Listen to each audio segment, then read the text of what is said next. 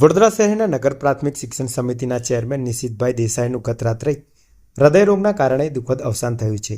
આજે સવારે 11 વાગે તેમના નિવાસસ્થાન મંગલમ એપાર્ટમેન્ટ સલમુન સોસાયટીની બાજુમાં રાધાકૃષ્ણ પીએફ ઓફિસથી તેમની અંતિમ યાત્રા નીકળી હતી. અંતિમ યાત્રામાં વડોદરાના વડીવાડી સ્મશાન સુધી પહોંચી હતી. આ અંતિમ યાત્રા વિધિમાં વડોદરા શહેરના દિગ્ગજ નેતાઓ, કાઉન્સિલરો તેમજ વિવિધ હોદ્દેદારો ઉપસ્થિત રહ્યા હતા અને નિશિતભાઈને અંતિમ શ્રદ્ધાંજલિ અર્પી હતી. શહેરના શિક્ષણ ક્ષેત્રમાં મહત્વપૂર્ણ યોગદાન આપનાર નિશિતભાઈના અવસાનથી શિક્ષણ જગત સહિત વડોદરા શહેરમાં શોકની લાગણી છવાઈ ગઈ છે.